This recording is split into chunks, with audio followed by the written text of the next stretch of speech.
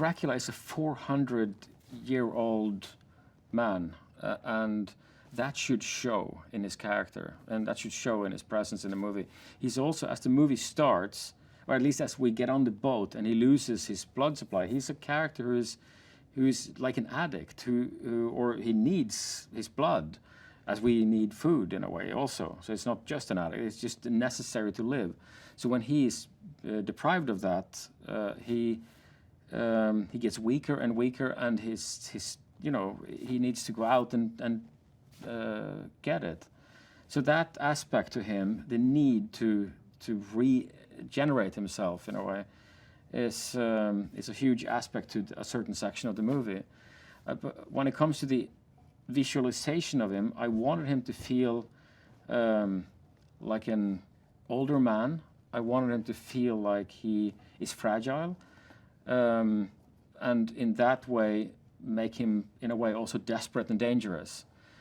I also wanted Dracula to be, I wanted this to be the scariest depiction of Dracula ideally ever in a movie.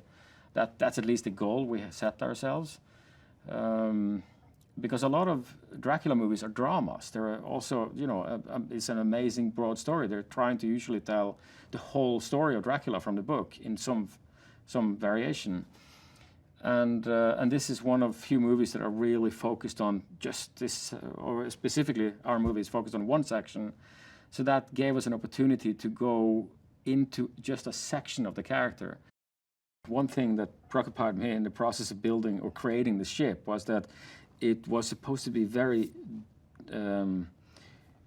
dull in a way. It had to be very everyday. It had to be like a cargo ship, not a beautiful big, whatever they're called. It needed to be a very simple ship, but it also needed a lot of space. We needed to make it huge because they are supposed to walk around on the ship day and night and discover new things. So if the ship was too small, they literally didn't have enough space we didn't have enough space to tell the complex story that we're telling. So we actually built, I think, the biggest ship that has ever been in that tank in Malta, and I think that includes all of Ridley Scott's movies that are also shot there.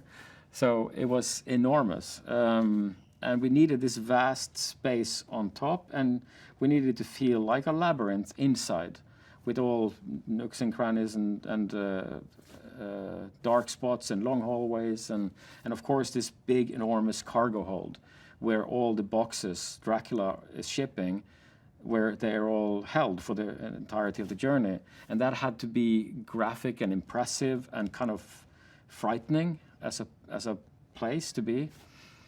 And I also wanted the ship to feel very grounded and gritty and dirty and real, and so we had to go over the whole ship, and it was built with old material, and it was built with so many people who were sanding it down and making it look old and used, and we were going over it again and again to make sure that it just really felt grounded down from 50 years of use at sea.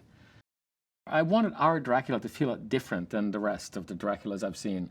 I wanted him to be more animalistic in the design of the teeth, not just two fangs, but crooked and kind of nasty looking teeth, and still able to hide them. So in society, he would just look like an older guy with bad teeth in a way. That's it.